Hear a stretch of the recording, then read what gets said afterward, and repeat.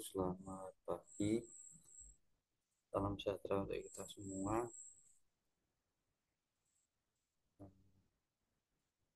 Hari ini melanjutkan pertemuan mengenai kriptografi,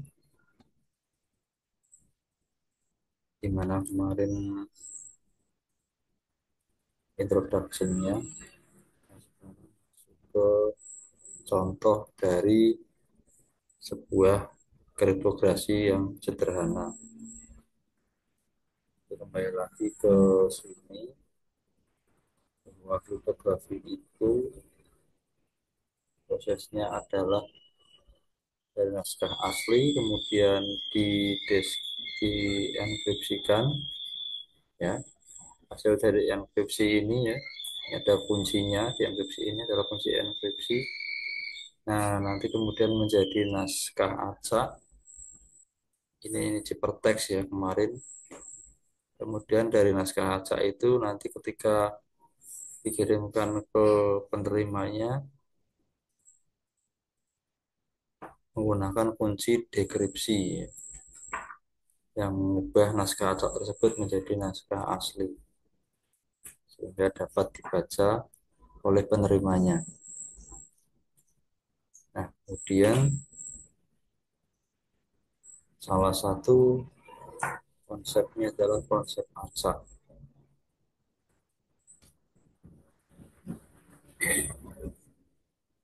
Nah, setelah diacak itu efeknya apa?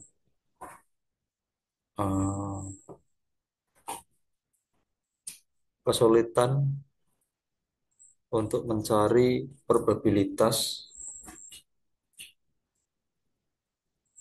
dalam upaya untuk menerjemahkan naskah yang acak itu ke naskah asli. Di sini butuh waktu yang lama, yang bukan hanya setahun 2 tahun ya, tapi jutaan tahun.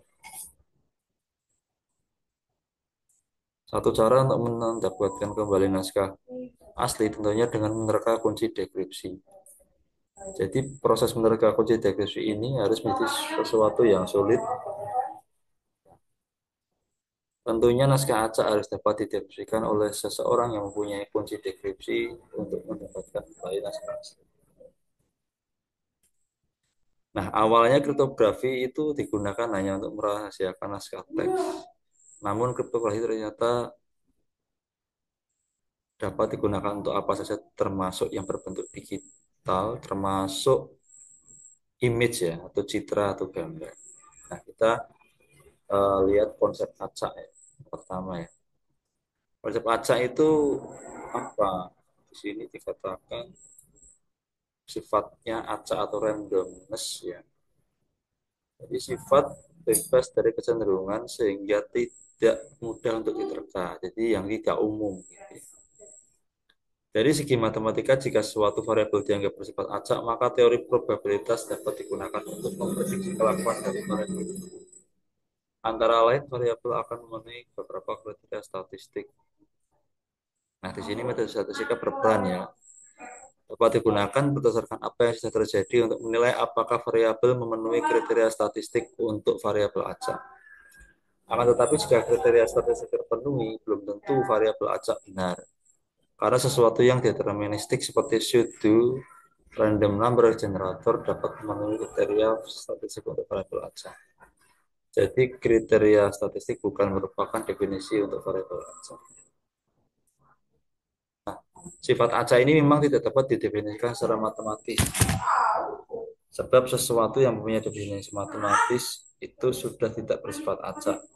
Apalagi jika definisi berupa rumus yang dapat digunakan untuk kalkulasi yang didefinisikan bukan saja mudah diterka, tapi tidak perlu diterka.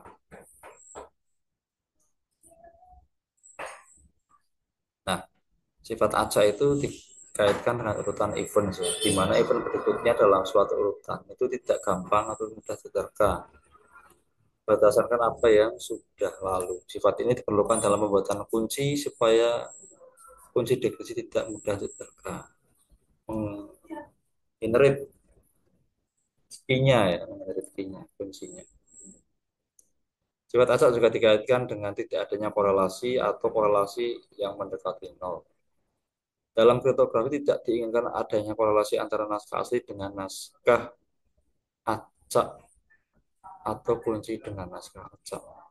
Ini untuk mempersulit analisa seperti frekuensi, yaitu frekuensi analisis, untuk analisa lebih canggih seperti linear cryptanalysis atau differential cryptanalysis. Nah, terakhir, meskipun tidak sebenarnya acak, sesuatu yang pseudo random berguna dan digunakan dalam kriptografi, tapi harus dikombinasikan dengan sesuatu yang benar-benar acak. Sebagai contoh, pseudo random number generator dikombinasikan dengan sumber entropi yang benar acak sebagai seed untuk mendapatkan sesuatu yang praktis bersifat random number generator. Nah, di sini ada yang contohnya one time pad ya. Nah, secara teoritis teknik one time pad merupakan teknik enkripsi yang sempurna, perfect encryption, asal proses pembuatan kunci benar acak. Nah, jadi ini naskah aslinya ya. Misalkan teks ya itu diterjemahkan menjadi bit-bit komputer itu seperti ini ya, naskah aslinya.